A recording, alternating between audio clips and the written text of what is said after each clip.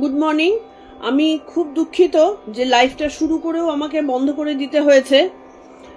আমি আবার নতুন করে স্টার্ট করছি একদম প্রথম থেকে প্রণাম মন্ত্র দিয়ে। তোমরা যারা যারা জয়েন করেছিলে তারা তারা আবার চলে এসো।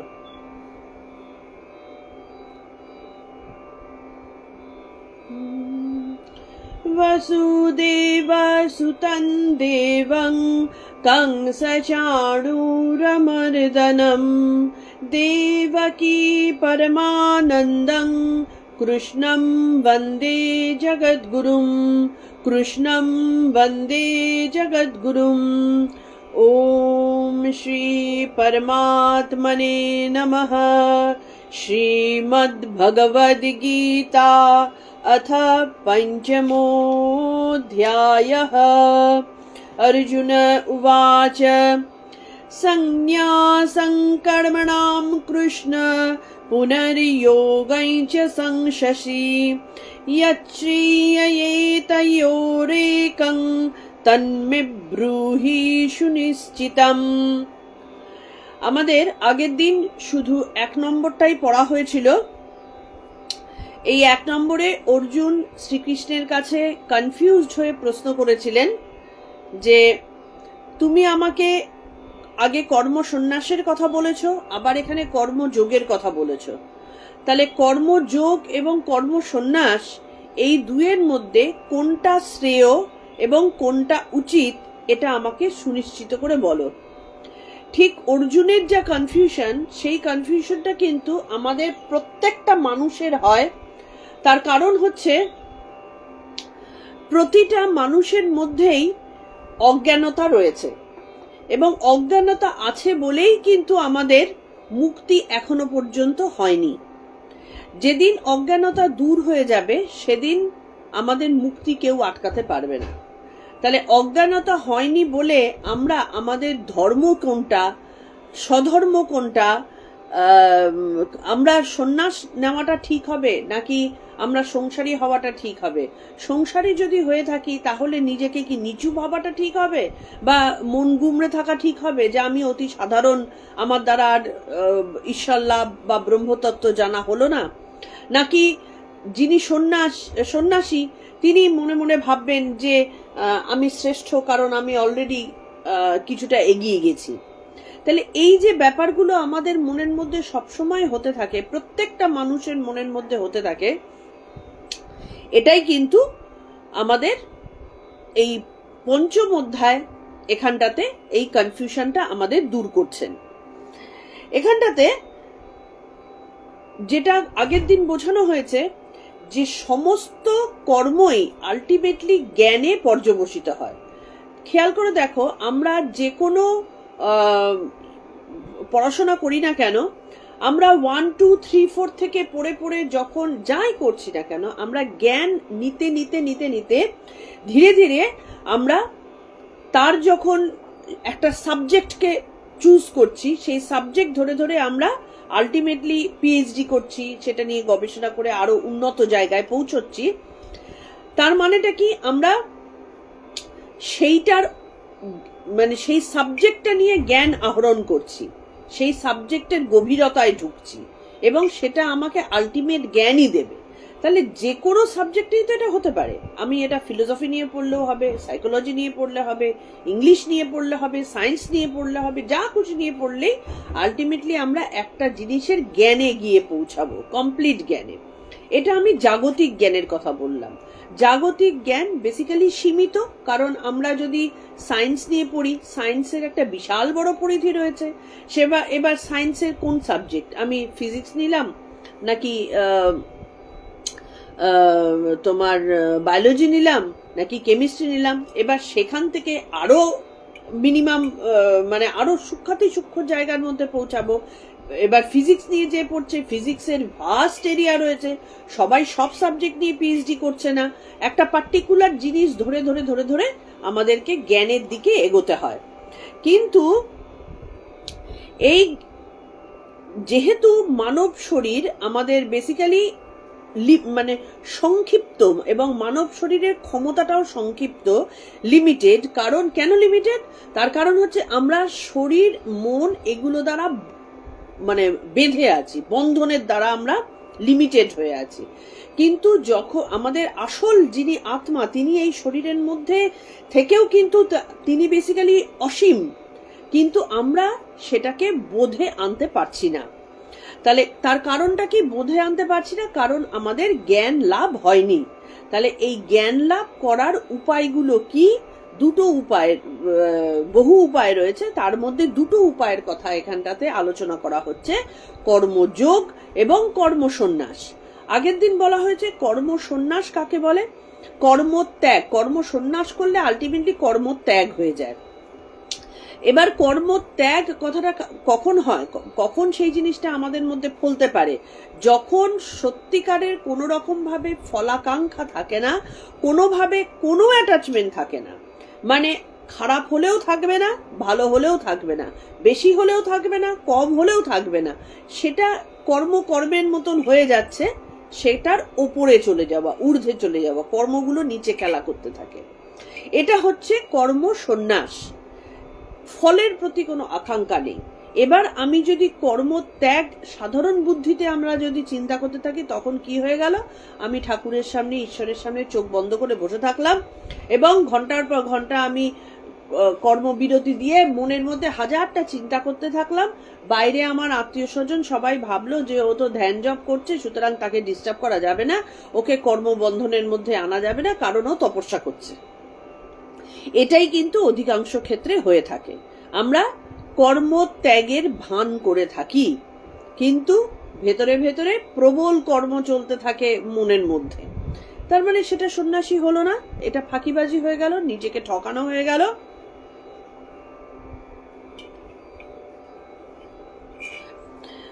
আর একটা হচ্ছে, কিছু লোকজন আছেন যারা মানে প্রবল কর্ম করে যাচ্ছেন। স্বামীজি প্রবল কর্ম করে যাচ্ছেন, আজকে এখানে দৌড়াচ্ছেন, কালকে ধ্যান জপের দিকে তাকাচ্ছেন, কালকে মানুষের উন্নতি সাধন করছেন, পরশু রোগীর সেবা করছেন, হ্যাঁ, বেলুড় মঠ প্রতিষ্ঠা করছেন। সবাই তো ভাবতেই পারে যে এ করছেটা কি, বেসিক্যালি তো এ সন্ন্যাসী হতেই পারে না, সবকিছুর মধ্যে তো ঢুকে বসে আছে। তাহলে কি করে সে সন্ন্যাসী হলো? তিনি আসল সন্ন্যাসী। কেন? কারণ তিনি করছেন, তিনি সম্পূর্ণ ঈশ্বর জ্ঞানে সেবা করে যাচ্ছেন। তিনি জানেন যে যা করছি এটা আমি বলে কেউ করছি না, আমিত্ব সম্পূর্ণ রূপে তিনি ন্যাস করে দিয়েছেন, তাই তিনি সন্ন্যাস, আমিত্ব ত্যাগ। এবার শঙ্করাচার্য, তিনি মহান আচার্য, তিনি কিন্তু সন্ন্যাসীর একটা সংজ্ঞা দিয়েছিলেন। সেটা হচ্ছে সংস্কৃতে এটা বেদান্ত বাক্যেষু সদা রমন্ত, মানে যিনি সন্ন্যাসী হবেন তিনি সর্বদা বেদান্ত বাক্যে অনুরক্ত থাকবেন, সর্বদা তাঁর ভেতর থেকে বেদান্ত বাক্য শ্রবণ মনন নিদিধ্যাসনের মধ্যে থাকবেন। ভিক্ষান্ন মাত্রেণ চতুষ্টিমন্তঃ, ভিক্ষা মাত্র গ্রহণ করে তার তুষ্টি সম্পন্ন হবে। তার মধ্যে আজকে এতদিন ধরে এক খাবার খেয়ে যাচ্ছি, দই ভাতই হয়তো খাচ্ছে, সে প্রতিদিন দই ভাত খাচ্ছি, একটু মুখ বদলালে ভালো হতো, কোনো তার মধ্যে সেই আকাঙ্ক্ষা নেই। তিনি ভিক্ষা যেটুকু পাচ্ছেন, যদি সামান্য একটা ফল পান তাতেই তিনি তুষ্ট। ভিক্ষা এমন একটা জিনিস যেটার মধ্যে নিজের চাহিদা কখনো পোষায় না, মানে দেওয়া উচিত না, এবং সেটাতে তুষ্টি, মানে ও দিল আচ্ছা ঠিক আছে এরকম টাইপের না। তিনি মনে আনন্দ করে খাচ্ছেন, তিনি রাজভোগ যত আনন্দ করে খাবেন, ভিক্ষান্নও ততটাই আনন্দ করে খাবেন।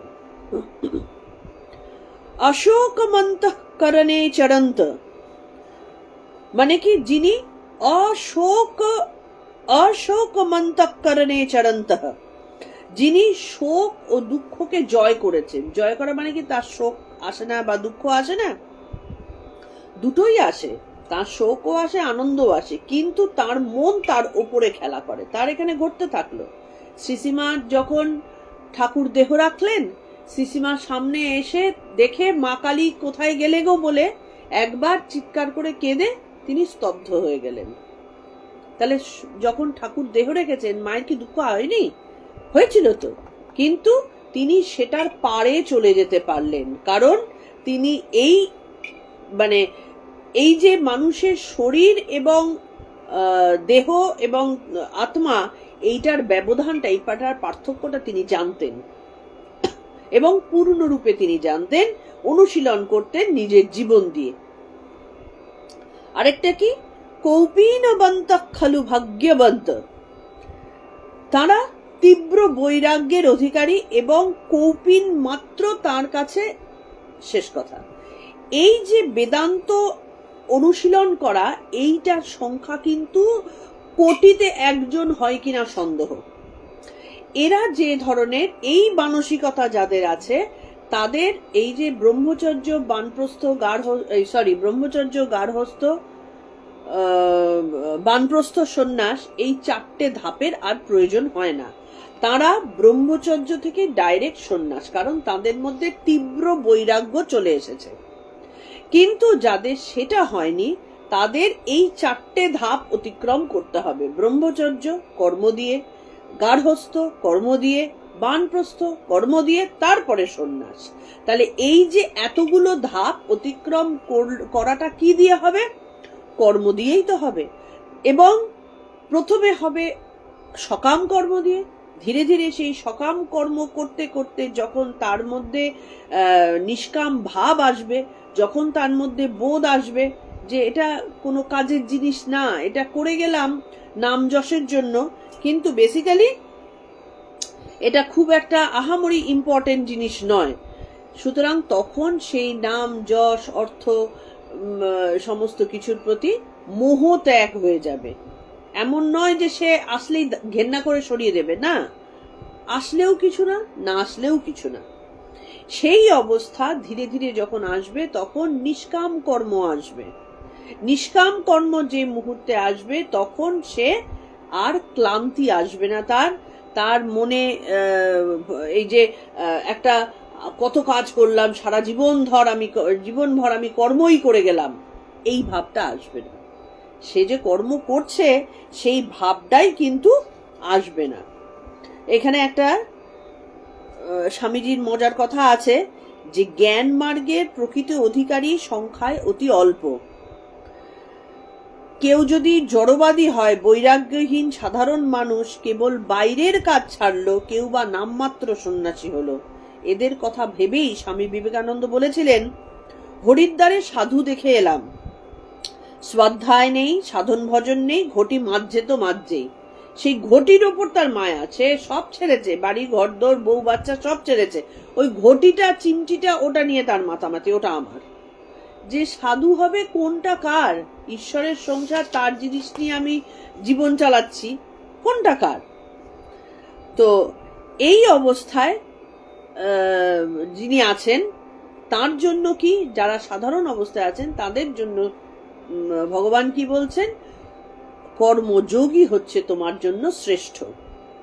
তুমি কর্মী, তোমার এখনো পর্যন্ত জ্ঞান হয়নি, তোমার এখনো পর্যন্ত এই কৌপিন মাত্র ধারণ করে জীবন করার মতন মানসিকতা আসেনি। যদিও বিষাদ যোগে অর্জুন বলেছেন যে আমি সন্ন্যাস নিয়ে চলে যাব, কিন্তু ঈশ্বর জানেন যে তার স্বভাব এখনো সেই জায়গায় আসেনি। তার স্বভাব হচ্ছে এখনো পর্যন্ত কর্মীর স্বভাব, তার স্বভাব এখনো পর্যন্ত বীরের স্বভাব।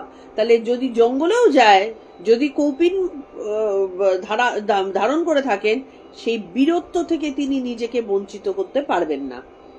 সুতরাং সেই আমার বীরত্ব আছে, আমার শক্তি আছে এবং আমি তাকে রক্ষা করতে পারি, এই আমিত্ব দেহ বোধ পুরো ব্যাপারটাই যখন চলে যাবে, তখনই একমাত্র সন্ন্যাস গ্রহণের অধিকার জন্মে।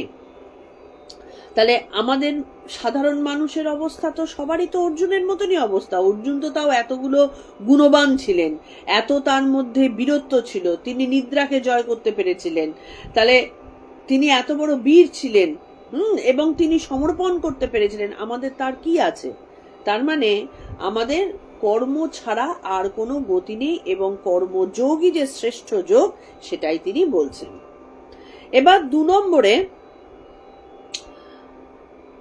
আমরা আসছি শ্রী ভগবানুবাচ।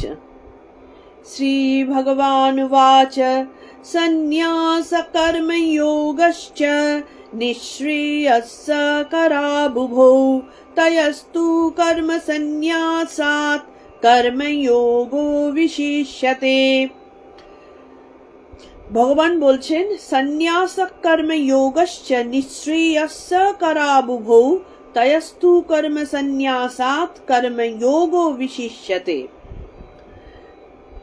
ভগবান বললেন, সংস্কৃতটার মানে আগে বলি, সন্ন্যাস মানে কর্মত্যাগ, চ এবং কর্মযোগ মানে কর্মের অনুষ্ঠান, উভয় নিঃশ্রেয়স করৌ মানে মুক্তিদায়ক। তাহলে সন্ন্যাস এবং কর্মযোগ দুটোই মুক্তিদায়ক, কিন্তু তয়ো মানে তাদের মধ্যে কর্ম সন্ন্যাসাত মানে কর্মত্যাগ অপেক্ষা কর্মযোগ নিষ্কাম কর্মের অনুষ্ঠান বিশিষ্যতে বেশি ভালো, উৎকৃষ্ট। তার মানেটা সহজভাবে কি হলো? ঈশ্বর বলছেন উত্তরে অর্জুনের যে সন্ন্যাস মানে কর্মত্যাগ এবং কর্মযোগ উভয়ই মোক্ষ লাভের উপায়, কিন্তু এই দুয়ের মধ্যে কর্ম সন্ন্যাস অপেক্ষা কর্মযোগ অর্থাৎ নিষ্কাম কর্মের অনুষ্ঠানই শ্রেষ্ঠ। তাহলে এবার যে জ্ঞান মার্গের যোগী তিনি বলবেন যে তাহলে আমি কি এবার জ্ঞান বিচার ছেলে এবার কাজ করতে বসবো? ঈশ্বর তা বলেননি, কিন্তু জ্ঞান মার্গীদের জন্য জ্ঞানই হচ্ছে শ্রেষ্ঠ কথা, শেষ কথা। কিন্তু যে জ্ঞান মার্গে তখনও যায়নি তার জন্য কর্মযোগ দ্বারা জ্ঞানের ভেতরে পৌঁছতে হবে, এটাই হচ্ছে আসল কথা।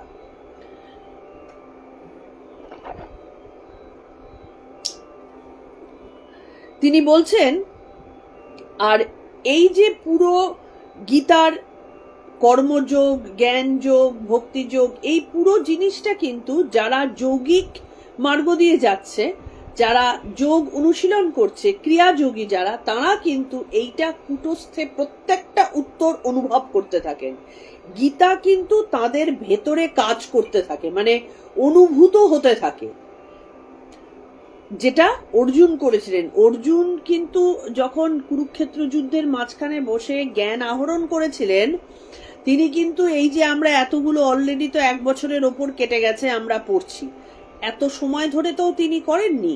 জ্ঞান কিন্তু পপ আপ করে উঠেছিল, কারণ অর্জুনের ক্ষেত্র প্রস্তুত ছিল, মুহূর্তের মধ্যে তার ভেতরে অনুভূত হয়েছিল। শ্রীকৃষ্ণ পরে তো এটা লেখা হয়েছে, তার আগে তো এটা লেখা ছিল না, গীতা তো লেখা ছিল না, তার ভেতরে পুরোটা অনুভূত হয়েছে। সেই কারণে ক্রিয়াযোগী যারা, তাদের ভেতরে কিন্তু গীতা অনুভূত হয়। তাহলে এই গীতা অনুভবের মাধ্যমে তারা বুঝতে পারেন যে এই সন্ন্যাস এবং কর্ম দুটোর মধ্যে কোনো দ্বন্দ্ব নেই। সন্ন্যাস করলে কর্মত্যাগ হয়ে যায় আপনা আপনি, কারণ তার কোনো চাহিদা আর থাকে না। কিন্তু অধিকাংশ ক্ষেত্রেই যেটা হয়, আমাদের সাধারণ বুদ্ধিতে আমাদের আমিত্ব ত্যাগ হয় না, অহম ত্যাগ হয় না, সেই কারণে আমাদের সন্ন্যাসও ত্যাগ হয় না, মানে সন্ন্যাসও আমাদের ভেতরে আসে না। প্রথম কথা, আমাদের অধিকাংশ ক্ষেত্রেই ভালো লাগছে না সংসার, সেই কারণে আমি ত্যাগ করি, ঝামেলা এড়াতে ত্যাগ করি। যে তীব্র বৈরাগ্য থেকে যে ত্যাগ, সেটা কিন্তু আমাদের মধ্যে আসে না। তার কারণটা কি খেয়াল করে দেখবে, আমি এই কারণে ত্যাগী বলতে আমার মনে সবার আগে ভগবান বুদ্ধের কথা আসে। যার কোনো জিনিস নেই সে আবার ত্যাগ করবে কি? যে কোনোদিনও মানে সংসারে অর্থ দেখেইনি, সে যদি বলে যে সংসারের চাপে আমাকে পরিশ্রম করতে হচ্ছে, সেই চাপে আমি ত্যাগ করে চললাম, আমার অর্থের প্রতি কোনো ভালোবাসা নেই, তাহলে সেটা কিন্তু নিজেকে বোকা বানানো হলো। ভগবান বুদ্ধ দেখো তিনি ছিলেন রাজার ছেলে, অর্থের বৈভবের মধ্যে দিয়ে তিনি বড় হয়েছেন, সুন্দরী স্ত্রী এবং প্রচুর মানে ভালোবাসা, নারী, ছোট পুত্র, বাবা মার আদর, বৈভব, ভালো খাওয়া দাওয়া, সমস্ত কিছু দিয়ে রাজা শুদ্ধোধন তাকে ভরিয়ে রাখতে চেয়েছিলেন। কিন্তু এত ভালো জিনিস পেয়ে তিনি ত্যাগ করতে পারলেন, এটাই তার মহানুভবতা। কিন্তু তিনি যদি কোনোদিনও বিয়েই না করতেন, হ্যাঁ, তিনি যদি তার মর্মই না বুঝতেন, তাহলে তাকে কিন্তু মানে কে বলতে পারে যে কোনো সময় তার মনের মধ্যে আসতো কিনা যে আমি বিয়ে জিনিসটা কি জানলাম না, বউ জিনিসটা কি জানলাম না। পতন হতেই পারত, তাকে এটা কোনো ছোট করে বলছি না, কিন্তু এটা হতেই পারত। সুতরাং তার ত্যাগ ছিল শ্রেষ্ঠ ত্যাগ। যার আছে সে ত্যাগ করতে পারে, যার নেই সে আবার ত্যাগ কি, তারটা হচ্ছে মানে ফালতু ত্যাগ আর কি। কিন্তু এর সাথে আমরা স্বামীজির মতন এরকম একজন মহাপুরুষকে গুলালে চলবে না। স্বামীজি তো বিয়ে করেননি, সুতরাং আমরা বলতে পারি যে তাহলে কি এর সাথে স্বামীজিকে গুলিয়ে ফেলবো? না না না, স্বামীজি তিনি সপ্তঋষির এক ঋষি ছিলেন, তার কাছে এই সমস্ত অলরেডি হয়ে গেছে, তিনি এগুলোর বাইরে চলে গেছেন। সুতরাং তার কাছে যেটা মানে জ্ঞান মার্গে তিনি চলে গেছেন অলরেডি, সুতরাং তার সাথে এই তুলনা করা চলে না। আমি এটা ভগবান বুদ্ধের উদাহরণ দিলাম ত্যাগ কি জিনিস বোঝাবার জন্য। তাহলে কি ত্যাগ কারা করতে পারবে? যাদের মধ্যে ত্যাগ করার মতন বস্তু আছে এবং তীব্র বৈরাগ্য যিনি অনুভব করে সেই সমস্ত জাগতিক জিনিসগুলোকে তুচ্ছ জ্ঞান করতে পেরেছেন, তিনি কিন্তু শ্রেষ্ঠ ত্যাগী। এবার ভগবান বলছেন যে ধর্মের দুটো উদ্দেশ্য, একটা হচ্ছে অভ্যুদয় আর একটা নিঃশ্রেয়স। দুটো শব্দ আছে, একটা অভ্যুদয়। অভ্যুদয় কাকে বলে? জাগতিক উন্নতি। আমার অভ্যুদয় ঘটা, জাগতিক উন্নতি ঘটা, আমার নাম যশ হবে, আমার বিষয় সম্পত্তি বাড়বে, সমাজে আমার প্রতিষ্ঠা হবে, হ্যাঁ, যেভাবেই হোক। আমি নিজে প্রতিষ্ঠা না পাই, আমার ছেলে প্রতিষ্ঠা পেল, সেই দিয়ে তো লোকে বলবে অমুকের মা, সেটাও একটা প্রতিষ্ঠা। আমরা কিন্তু বেসিক্যালি সেটাই চাই। খেয়াল করে দেখবে খুব গভীরে, আমার ছেলে মেয়ে যদি ভালো চাকরি বাকরি পায়, ভালো লেখাপড়ায় হয়, দেখতে টেকতে সুন্দর হয়, ভালো বিয়ে হয়, আমরা মনে মনে একটা আত্মতুষ্টি অনুভব করি। কিসের জন্য? যে ওকে দিয়ে তো আমি প্রতিষ্ঠা পেলাম, নিজে প্রতিষ্ঠা না পাই, ওকে দিয়ে তো পেলাম। ব্যাপারটা কিন্তু সেইটা। তো এই যে অভ্যুদয়, এই অভ্যুদয়ের পেছনে আমাদের একটা চাহিদা রয়েছে। আর একটা হচ্ছে নিঃশ্রেয়স। নিঃশ্রেয়সটা হচ্ছে আধ্যাত্মিক উন্নতির শেষ ধাপ। নি মানে না, আর শ্রেয়স মানে আরো বড়, যার মানে তার মানে নিঃশ্রেয়স মানে আরো বড়র যা কিছু নেই, মানে ওটাই শেষ, এর থেকে আর বড় কিছু হয় না।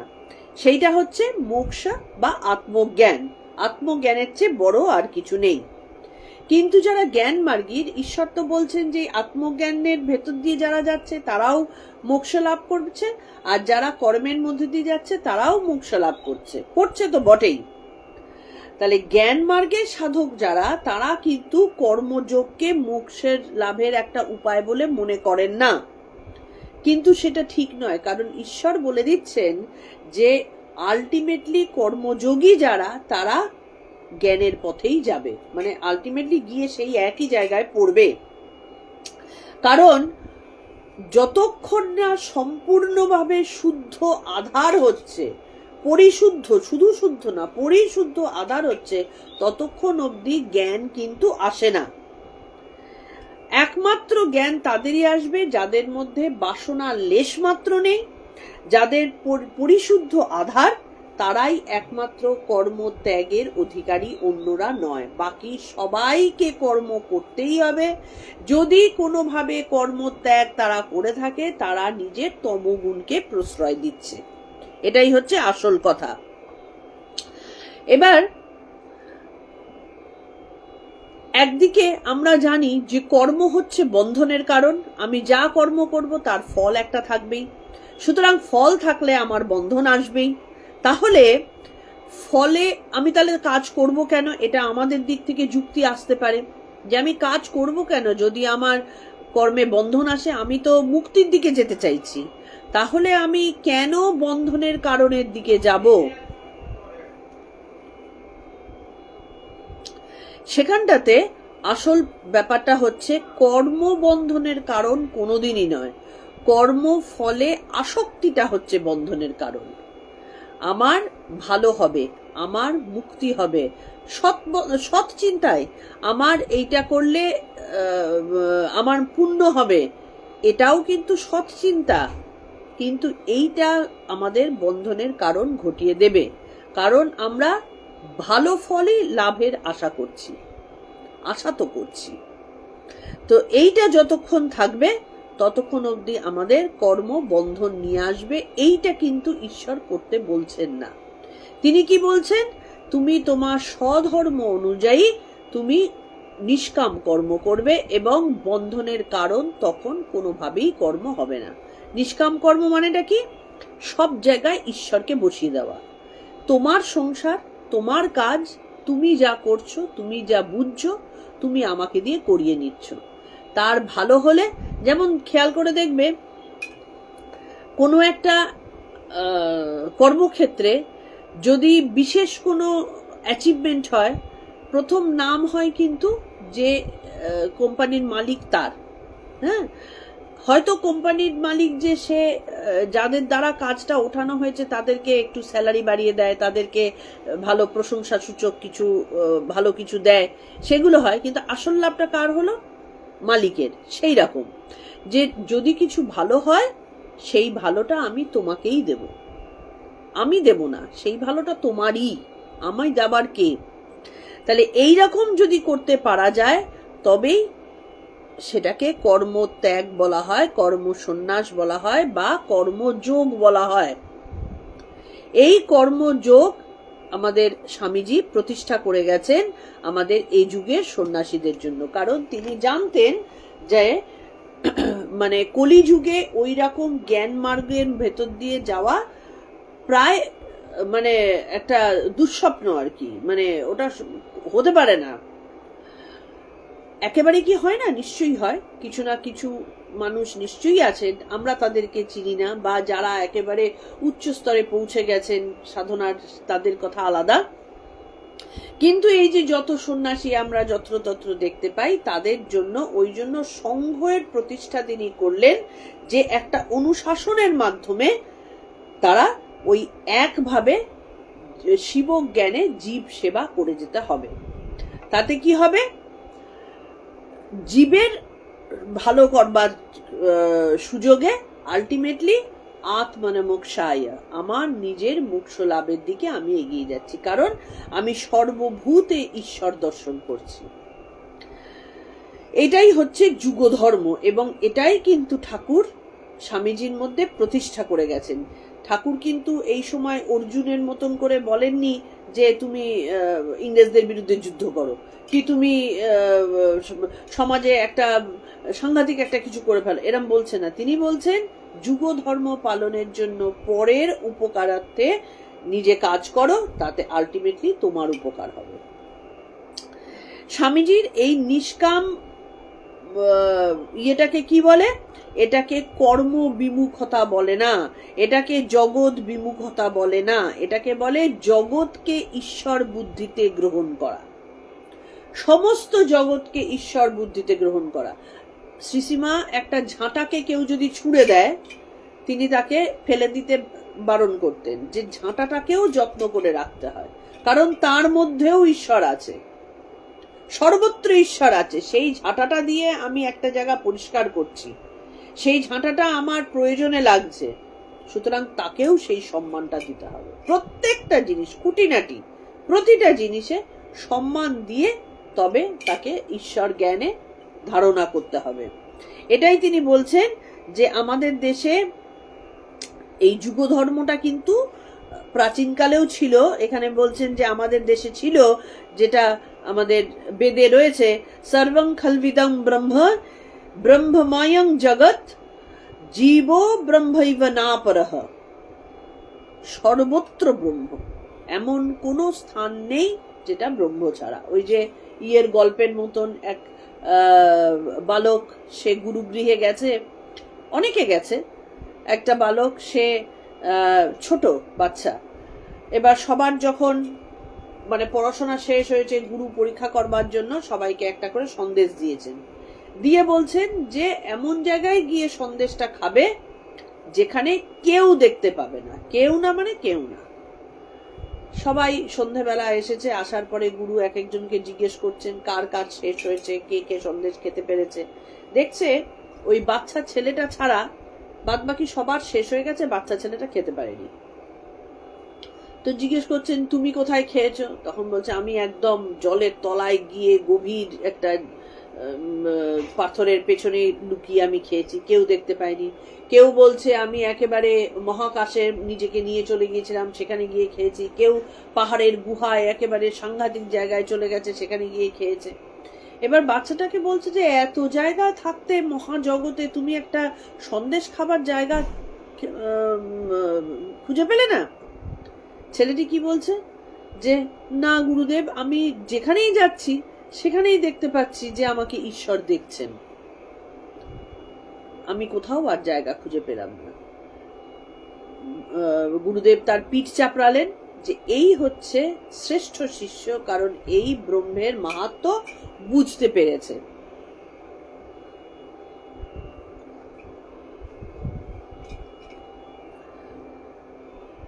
যে ব্রহ্ম ছাড়া জগতে এমন কোনো জায়গা নেই, কোনো কিছু নেই। এই আদর্শকে ঠাকুর স্বামীজি প্রতিষ্ঠিত করলেন এই সংঘের মাধ্যমে। যারা যে সমস্ত সন্ন্যাসীরা, বাচ্চা বাচ্চা ছেলেরা সন্ন্যাসী হয়ে ঢুকছে, সাথে সাথেই তো আর একেবারে মানে সন্ন্যাসের একেবারে সেই জায়গায় তারা পৌঁছে যাচ্ছেন না, তারা প্রসেসের মধ্যে দিয়েই যাচ্ছেন। ব্রহ্মচর্য থেকে তারা তাদের মধ্যে ত্যাগ, বৈরাগ্য, বিবেক জাগ্রত করার দিকেই তারা যাচ্ছেন। তাহলে কি করে তিনি হবে? সব কিছুকে সবার মধ্যে তারা শিব দর্শন করা অভ্যেস করছেন। এখানে এই জীবন উৎসর্গ করেছেন, যে কারণে যখন সন্ন্যাসীরা কাজকর্ম করেন আমরা মনে মনে ভাবি আরে এ তো মামলা মোকদ্দমাও করছে, এ পলিটিক্সের মধ্যেও ঢুকছে, অমুক করছে তমুক করছে। তাহলে কিসের সন্ন্যাসী হলো? তারা কর্ম করছেন। বাদবাকি আমরা যারা মনে মনে ভাবি যে আমরা প্রতিদিন অফিস যাচ্ছি, প্রচুর পরিশ্রম করছি, অফিসের দায়িত্ব সামলাচ্ছি এবং বাড়িতে এসে আমরা চিৎকার করছি যে সারাদিন ধরে আমি কর্মই করে গেলাম, আমরা কেউ কর্ম করছি না। করুক তো দেখি, অফিসের স্যালারিটা যদি ইনক্রিমেন্ট না হয়, যদি বস কোনো রকম ভাবে খারাপ কথা দুদিন বলে, যদি তার নিচ স্তরের লোকেরা ঠিক মতো কথা না শোনে, কি তার সেই রকম সম্মান প্রাপ্তি না হয়, করবে সেই কাজটা? তখন বলবে তো আমি কর্মের জন্য করে যাচ্ছি? করবে না। কিন্তু তো সেইখানটাতে এদের সাথে আমাদের পার্থক্য, এই সেবা ব্রতে তারা নিজেদেরকে প্রতিষ্ঠিত করে রেখেছেন। এখানটাতে একটা মজার জিনিস বলা আছে। প্রথম রামকৃষ্ণ মিশনের সন্ন্যাসীরা যখন উত্তরাখণ্ডের রোগীদের সেবা করতেন, মানে রামকৃষ্ণ মিশন ভারত সেবাশ্রমের সন্ন্যাসীরা তো মানে সেবার জন্য খুব বিখ্যাত আর কি। তারা যখন রোগীর সেবা করছেন, অন্যান্য সাধু যারা আর কি ওখানটাতে একা একা তপস্যা করে যাচ্ছে, তারা নিন্দা করতেন আর কি। তাদের নাম হয়ে গিয়েছিল ভাঙ্গি সাধু। মানে তারা বলতেন যে ভাঙ্গি মানে মেথর। ওখানকার সাধুরা এদের এই রামকৃষ্ণ মিশনের সন্ন্যাসীদেরকে বলতেন মেথর। এরা পরিষ্কার করছে, রোগীর সেবা করছে, কিন্তু তাদের মলমূত্র পর্যন্ত পরিষ্কার করছে। কিন্তু কি বলছেন, এই যে এখানটাতে বেদান্তবাদী সন্ন্যাসী স্বামী চিৎঘনানন্দ পুরী রামকৃষ্ণ মিশনের বিশিষ্ট সন্ন্যাসী স্বামী শান্তানন্দকে একবার বলেছিলেন, আপনারা সাধু হয়েও এসব মায়ার রাজ্যে কাজ করছেন কেন? সাধু শ্রবণ মনন নিদিধ্যাসন করবেন, মহাবাক্যের ধ্যান করবেন, এটাই তো সাধুর কাজ। উত্তরে শান্তানন্দজি কি বললেন? আমরা তো মহাবাক্যেরই ধ্যান করছি, আপনারা অহম ব্রহ্মাস্মি এই ধ্যান করছেন, আর আমরা তত্ত্বমসি, দুটো তো একই কথা। অহম ব্রহ্মাস্মি, আমি ব্রহ্ম। যারা জ্ঞান মার্গী তারা এই তপস্যা করছেন, আর সাধুরা কি করছেন? তত্ত্বমসি, তুমিই সে, সবার মধ্যে তুমিই সে দেখতে পাচ্ছেন। একই জিনিসের ধ্যান হচ্ছে, মানেটাও একই।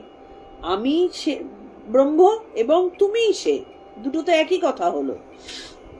তাহলে সব মানুষের মধ্যে, সব জীবের মধ্যে, সব কিছুর মধ্যে আমরা তাকেই দেখতে পাচ্ছি, সেই জন্যই আমরা তার সেবা মন প্রাণ দিয়ে করতে পারছি।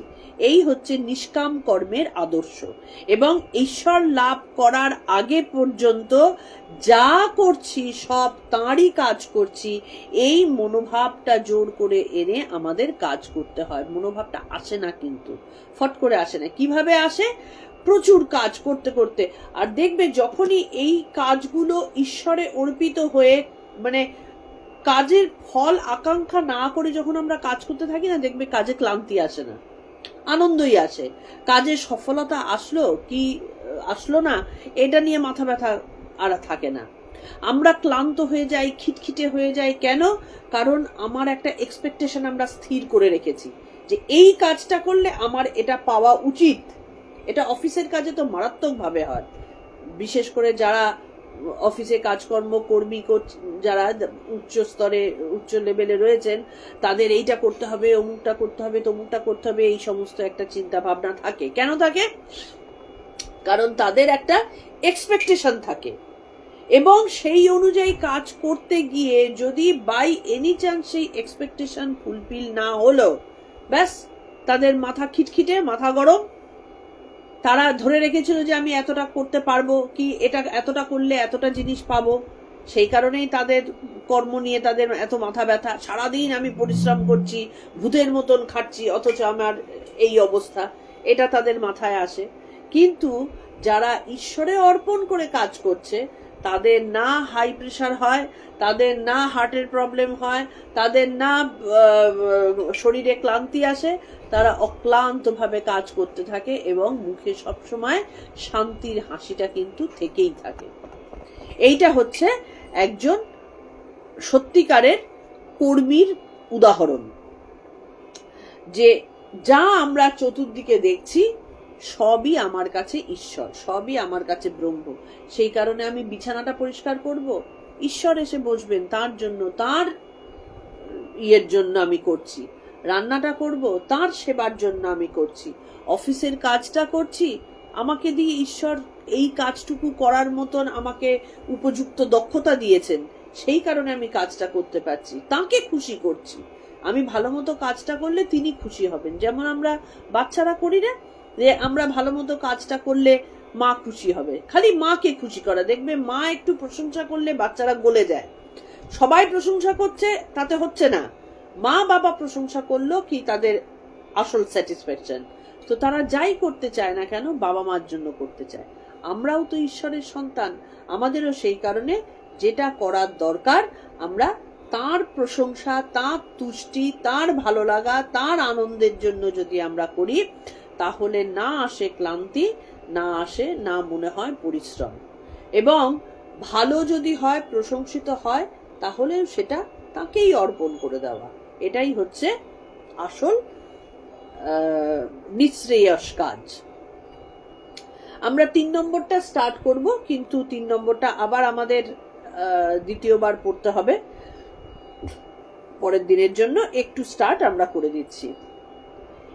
জ্ঞেয়স্য নিত্য সন্ন্যাসী यो न द्वेष्टि न काङ्क्षते निर्द्वन्द्वो हि महाबाहो सुखं बन्धात् प्रमुच्यते। ज्ञेयस्य नित्य सन्यासी यो न द्वेष्टि न काङ्क्षति निर्द्वन्द्वो हि महाबाहो सुखं बन्धात् प्रमुच्यते। মানে কি? মহাবাহ, হে মহাবীর, অর্জুনকে শ্রীকৃষ্ণ সম্বোধন করছেন, হে বীর, ইয়া মানে যিনি, না দ্বেষ্টি দেশ করেন না, মানে হিংসা করেন না, না কাঙ্ক্ষতি আকাঙ্ক্ষা করেন না, তিনি নিত্য সন্ন্যাসী কর্ম করেও সদা সন্ন্যাসী। জ্ঞেয় মানে জানবে, যেহেতু নির্দ্বন্দ্ব সুখ দুঃখাদি দ্বন্দ্বের অতীত, বন্ধাত মানে সংসার বন্ধন থেকে, সুখং অনায়াসে, প্রমুচ্যতে মুক্তি লাভ করেন। মানে কি? বাংলাটা হচ্ছে, হে মহাবাহ, হে মহাবীর, যিনি কাউকে হিংসে করেন না, কোনো ফলের আকাঙ্ক্ষা করেন না, তাকে নিত্য সন্ন্যাসী বলে জেনো। কারণ রাগ দেশ দ্বন্দ্বমুক্ত ব্যক্তি সংসার বন্ধন থেকে অনায়াসে মুক্তি লাভ করেন। এবার অনায়াসে মুক্তি লাভের জন্য আমরা কর্ম তো করব, কিন্তু সেই কর্ম করার মতন অধিকার কখন জন্মাবে, কখন আমাদের এই কর্ম কোনোভাবে ফলদানকারী, মানে কর্ম ফলে আমরা আবদ্ধ হব না, এই সময়টা কখন আসবে? তার জন্য কি করতে হবে? ওই জন্যেই মানুষ জন্ম। এত জনি পার হয়ে, আমাদের 64 কোটি জনি পার হয়ে তবে মানুষ জন্ম। আবার 64 কোটির মধ্যে আবার রিপিটেশনও হয়, মানে আমি হয়তো কুকুর থেকে মানুষ হলাম, কিন্তু আচরণটা কুকুরের মতন করলাম, আবার দ্বিতীয়বার কুকুরের জন্ম হলো, কি আরো খারাপ জন্ম হলো। তাহলে এতগুলো জন্ম পার হয়ে আমি মানুষ জন্ম পেয়েছি, কিন্তু মানুষের ভাবগুলোকে ধারণ করতে পারলাম না, সুতরাং আমার লাভ কিছু হলো না। তাহলে এই মানব জন্ম মানে শ্রেষ্ঠ জন্ম এই কারণে বলা হয় যে এই মানব জন্মটা পেয়েছি বলেই কিন্তু যে গুণগুলো দিয়ে আমি নিত্য সন্ন্যাসী হতে পারি, যে গুণগুলো দিয়ে আমি মুক্তি পথের পথিক হতে পারি, সেই গুণগুলো আমার মধ্যে অলরেডি চলে এসেছে। কিভাবে এসেছে? এই যে এতগুলো জনি পার হয়ে আমার চেতনায় একটু একটু একটু করে যে সঞ্চিত জিনিস জমা হয়েছে, যেটা ভগবান বুদ্ধের জাতক কাহিনী পড়লে আমরা বুঝতে পারি যে তিনি জন্মান্তরে কিভাবে তার একটু একটু করে উন্নতি হয়েছে, সেগুলো ব্যাখ্যা করেছেন। তাহলে এই ভাবে আমাদের প্রত্যেকের মানব জীবন এসেছে, এবং মানব জীবনে আমরা যদি এই ঘপ করে না ধরতে পারি, জীবনটাকে খপ করে ধরলাম যে হ্যাঁ আমরা পেয়েছি, এবার আর ছাড়াছাড়ি নেই, একটু হলেও বোধে এসেছে যে আমি শ্রেষ্ঠ জন্ম একটা পেয়েছি, সুতরাং ছাড়াছাড়ি নেই, তাকে আমার করে দিতেই হবে, মানে আমাদেরকে সেই জায়গাটাতে উন্নীত হতেই হবে। তাহলে এই রকম অবস্থায় যখন আমরা এসেছি, তখন সেই মানব জীবনের শ্রেষ্ঠ ধর্মগুলোকে অনুশীলন করা, এইটা হচ্ছে আমাদের কাজ। তাহলে এখানটাতে কি, সেই শ্রেষ্ঠ জিনিসগুলোর মধ্যে একটা বিশেষত্ব হচ্ছে না দ্বেষ্টি না কাঙ্ক্ষাতি, যার কোনো বিদ্বেষ নেই, যার কোনো আকাঙ্ক্ষা নেই, এইটা মনের মধ্যে রাখা দরকার। আমরা সাধারণ একটুতেই নিজের মনের মধ্যে দেশ নিয়ে চলে আসি, কি এমনকি আমরা যে সবসময় জাগতিক জামা কাপড় গয়নাগাটি টাকা পয়সা নাম দাম এইসব দিয়ে যে দেশ করছি তা না, কিন্তু অনেকেই ভালো মানুষ আছেন, তারা কি মনে করছেন, আচ্ছা ও ধ্যান করে আমিও ধ্যান করি, ও পুজো করে আমিও পুজো করি, আমি ওর মতো ধ্যানে উন্নত হতে পারছি না কেন? এটাও তো দেশ, এটাও তো আকাঙ্ক্ষা। যখন আমি ক্রিয়া করতে যাচ্ছি, যখন আমি গুরু মন্ত্র জপ করছি, যখন আমি গুরু ধ্যান করছি, কি মনের মধ্যে আসছে আমার, আচ্ছা গুরু যেরকম ভাবে বললেন আমি তো করছি, আমার উন্নতি হচ্ছে, উন্নতি হচ্ছে না কেন? ওর হচ্ছে, আমার কেন হচ্ছে না? তার মানে কি আমার উন্নতি হচ্ছে কি হচ্ছে না সেটা নিয়ে আমার আকাঙ্ক্ষা থেকে যাচ্ছে। তাহলে আমি ধ্যানের দিকে মনোযোগ দেব, এই জপের দিকে মনোযোগ দেব, ক্রিয়ার দিকে মনোযোগ দেব, নাকি আমার কতটা উন্নতি হলো সেই দিকে আমি নিক্তি ওজনে বিচার করতে থাকবো? তার মানে হলো না পুরোটা। তাহলে এই অবস্থাটা আমাদের সহজে কেন, অতি সাংঘাতিক যুদ্ধ এটা আর কি, এটা আমাদের প্রত্যেকেরই নিশ্চয়ই অনুভব করতে পারি আমরা, যে আমরা কত সাধারণ জিনিসের দিকেও আমরা আকাঙ্ক্ষা রেখে ফেলি। এই আকাঙ্ক্ষা মুক্ত হওয়াটা হচ্ছে একটা অভ্যাসের ব্যাপার। অভ্যেস করতে করতে কিভাবে অভ্যেসটা করব, আমরা এইটার একেবারে ডিটেলে আমি আগামী দিন যাব 3 নম্বরটা, কিন্তু একটু ওপর থেকে বলে দিই যে যিনি নির্দ্বন্দ্ব হন, তার মধ্যে বন্ধু শত্রু ভাব থাকে না, সবাই তার কাছে আপন, তার মধ্যে আপন পর বোধ থাকে না, তার মধ্যে ভালো মন্দ বোধ থাকে না, শোক দুঃখের বিভেদ থাকে না, সব কিছু তিনি সমভাবে সেটাকে নিয়ে চলতে পারেন, এবং তার মধ্যে কোনো আকাঙ্ক্ষা নেই যে এটা করলে এটা হবে। তিনি জানেন যে আমাকে গুরু এটা করতে বলেছেন, এবং গুরুই ব্রহ্মা বিষ্ণু মহেশ্বর, তিনি মানব রূপী সচ্চিদানন্দ ব্রহ্ম, তিনি মানব রূপে আমার সামনে এসে আমাকে নির্দেশ করেছেন। আমার কাজ শুধু চোখ বন্ধ করে সেটা করে যাওয়া, গুরুর তুষ্টি বিধান করা। গুরু কি করে তুষ্ট হন? ভালো খাবার দিলে না, ভালো পা টিপে দিলে না, না, যত সুন্দরভাবে গুরু বাক্য পালন করা হবে ততই কিন্তু গুরু তুষ্ট হন। তাহলে সেই কাজটুকু আমাদেরকে করে যেতে হবে। আজকে আমাদের এই 3 নম্বরটা আমরা জাস্ট টাচ করলাম। আমরা পরবর্তী দিনে এই 3 নম্বরটা সম্পূর্ণভাবে ভালোভাবে ব্যাখ্যা করব। কিন্তু এখন খেয়াল করে দেখো, আমাদের এই ভীষণ কঠিন কঠিন 2খানা চ্যাপ্টার কিন্তু আমরা পার করে এসেছি। 4 নম্বর অধ্যায় এবং 2 নম্বর অধ্যায় ভীষণ কঠিন, 3 নম্বর অধ্যায় মানে এগুলো খুব কঠিন। এবার যত ধীরে ধীরে আমরা সামনের দিকে এগোবো, আমাদের জিনিসগুলো বুঝতে কিছুটা হলেও সহজ হবে। কেন বলো তো? আমরা প্রথম দিকে বলেছিলাম একদম যে আমাদের শাস্ত্রের যারা গুরু আর কি, তারা একটা মজার কাণ্ড করতেন। যখনই কেউ আসতো, অধিকারীকে সবার আগে সব থেকে শ্রেষ্ঠ জিনিসটা দিয়ে দিতেন। যদি তোমার নেবার ক্ষমতা থাকে তুমি নিয়ে নাও, আর যদি নেবার ক্ষমতা না থাকে তখন তিনি ভাঙলেন যে আচ্ছা ওর এখন এতটা বিরিয়ানি পছন্দ হবে না, ব্যাপারটা হবে না, তাহলে এর পরবর্তীটাতে, তারপরে তার পরবর্তীটাতে, এইভাবে ধীরে ধীরে ধীরে ধীরে একেবারে 0 থেকে আমরা কিভাবে ওপরের দিকে উঠব সেইটা কিন্তু আমাদের মধ্যে তারা অভ্যেস করিয়ে দেন। তাহলে এর মধ্যে একটা বিশেষ অভ্যেস হচ্ছে এই যে সবাই তোমরা প্রতিদিন আসো, আমার এই পরিচিত নামগুলো, পরিচিত মুখগুলো দেখে আমার মনে খুব আনন্দ হয়। দেখো, বহু লোকে আমাদের ইউটিউব থেকে, এখান থেকে বহু লোকে দেখছে, কিন্তু রেগুলার প্রতিদিনের মধ্যে আসছে কয়েকজন মাত্র। তাহলে এই রেগুলারিটি মেনটেন করাটা হচ্ছে আমাদের একটা বিশেষ ইম্পর্টেন্ট জিনিস। যদি রেগুলার লাইভে না আসতে পারি, পরবর্তীতে শুনবো, মানে এই নিদিধ্যাসনের মধ্যে থাকা, তার ভেতরে থাকা, ওটার থেকে বাইরে বেরোনো নেই। ওটার থেকে আজকে আমার কত টাকা রোজগার হলো, আজকে আমার বাড়িতে অশান্তি হলো, কালকে আমার কি বলে কে প্রশংসা করলো, হয়ে যাচ্ছে, আমার ছেলে পিলে বড় হয়ে যাচ্ছে, তাদের কলেজ ভর্তি হয়ে যাচ্ছে, আমার চাকরি বাকরি হয়েছে, চলছে, সেটা চলতে থাকুক। তার পেছনে আসল মানুষটা বসে ওই গভীর জলের মধ্যে ডুবে থাকবে। এটাই হচ্ছে আমাদের অভ্যাসের একটা বিশেষ জায়গা। এই অভ্যাসটুকু আমাদের করতে হবে, তবেই কিন্তু আমরা ওই নিত্য সন্ন্যাসীর ভাব আমরা ঘরে বসে করতে পারবো। ঠাকুর বলছেন যে দুর্গের মধ্যে থেকে যুদ্ধ করো, দরকার নেই তো বাইরে যাবার, তুমি মনে সন্ন্যাসী হও না, বাইরে তোমার যা কাজ করার সেটা করতে থাকো। এই যে আমাদের কি বলে বঙ্কিমচন্দ্রের লেখা ডাকাত রানী দেবী চৌধুরানী, তিনি কি ডাকাতি করছেন? হ্যাঁ, লোকে জানছে সমস্ত কিছু তিনি করছেন, অথচ তিনি হচ্ছেন সত্যিকারের সন্ন্যাসী। তিনি পরবর্তীতে সংসারও করলেন, কিন্তু এতটুকু তার মধ্যে প্রবেশ করলেন না। সত্যিকারের সংসারী, জনগণের জন্য কাজ করে তিনি বেরিয়ে গেলেন।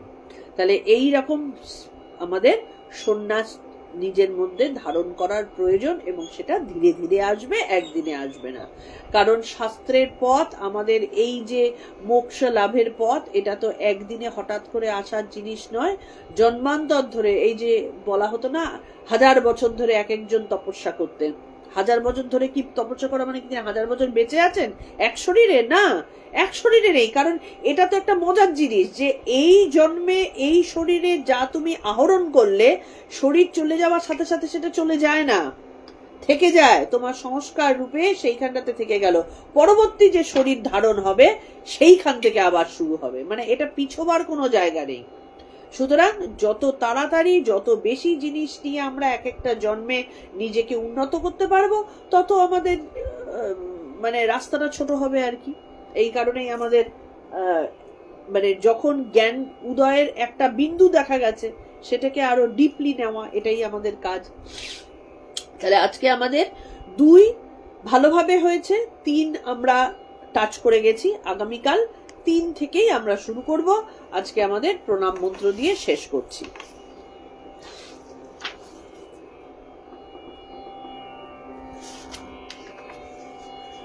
ওম तत्सदिति श्रीमद्भगवद्गीतासु उपनिषत्सु ब्रह्मविद्यायां योगशास्त्रे श्रीकृष्णार्जुनसंवादे कर्मसन्न्यासे योगो नाम पंचमोऽध्यायः।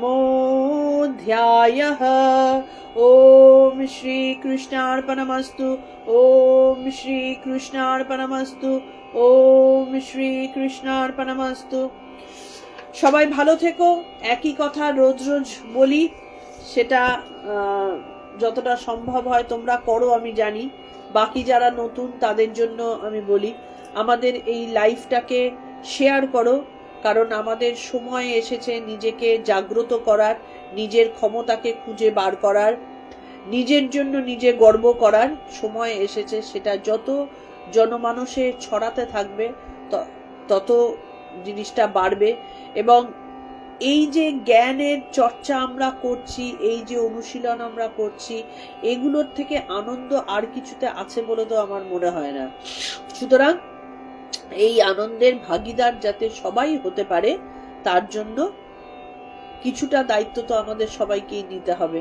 এইটুকুই, যেটুকু পারি সেইটুকু দায়িত্ব আমরা নেব। যারা নতুন আসছো, একেবারে শুরুর থেকে শোনবার জন্য আমাদের গীতা চ্যানেলটা, আমি আজকেই আবার তার চ্যানেলটার অ্যাড্রেস আমি ফেসবুকে দিয়ে দিচ্ছি, তারা সেখান থেকে প্রথম থেকে শোনা স্টার্ট করতে পারো। ভালো থেকো, সাথে থেকো।